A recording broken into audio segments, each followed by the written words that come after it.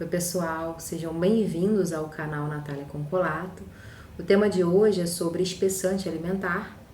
Se você é novo, clique, compartilhe, comente e ative o sininho porque semanalmente estaremos enviando vídeos e conteúdos novos.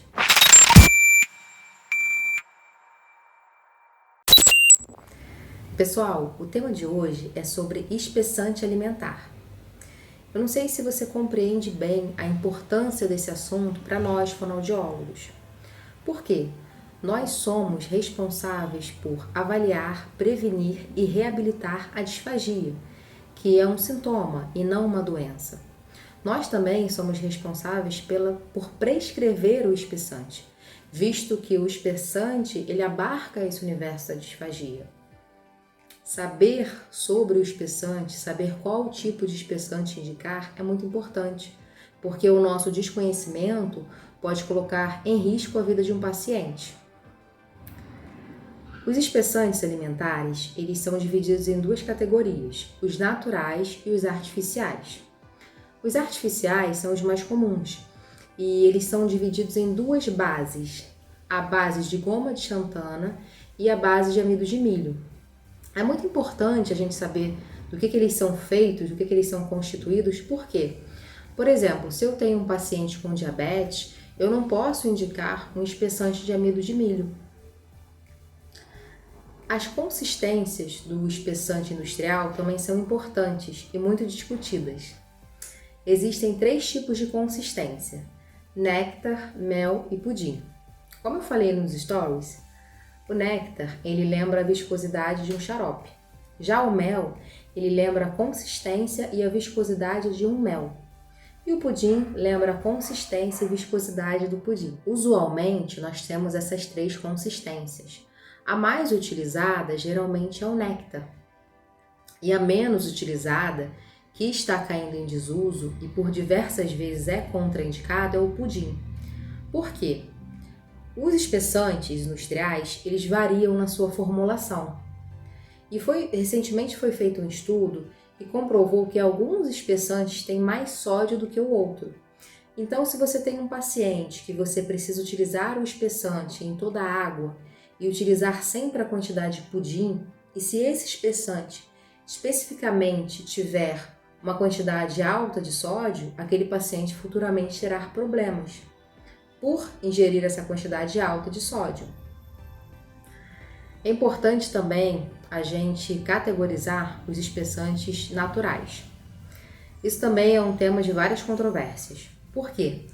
Discute-se que o espessante natural ele é mais saudável e melhor para o paciente. Porém, a sua prática é muito difícil, gente. Porque o que acontece? O espessante natural, para eu indicar para um familiar, eu preciso primeiro saber se aquele paciente também tem diabetes ou alguma doença específica. E depois eu preciso ficar acompanhando se o familiar fez na consistência adequada, se o paciente não apresenta nenhuma alergia. Enfim, são vários fatores que na prática clínica dificultam muito isso.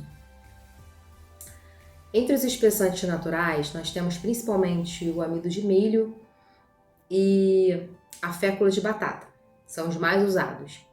Outra característica também que às vezes dificulta o uso do espessante natural é o gosto, porque o espessante natural ele modifica muito o gosto dos líquidos e o paciente pode não aceitar.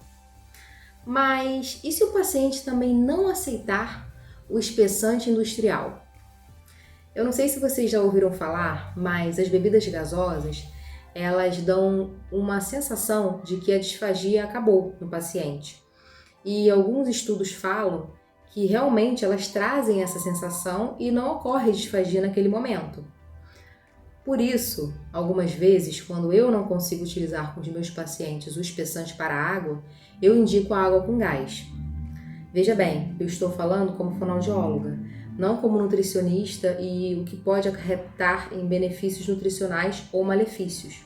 Mas o último estudo que saiu, indicando malefícios com bebidas gasosas, foram à base de cola.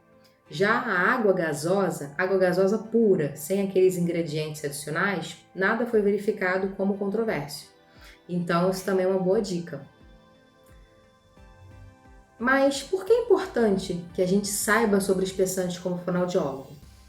Nós, como eu disse no início do vídeo, avaliamos, reabilitamos e tratamos a disfagia, o paciente com disfagia. Então, se um paciente com disfagia tiver disfagia para líquidos e não puder mais ingerir água, ele vai ter muita desidratação. Por isso o espessante é tão importante. Ele impede a desidratação de um paciente. Os idosos, eles têm a característica de não ingerir muitos líquidos. Se for um idoso com disfagia ou uma doença degenerativa, isso geralmente piora. E aí, vocês sabiam dessa importância? Gostaram? Gente, eu quero agradecer cada curtida, cada comentário, cada compartilhamento, porque são através desses compartilhamentos que eu consigo manter o canal no ar. Até a próxima!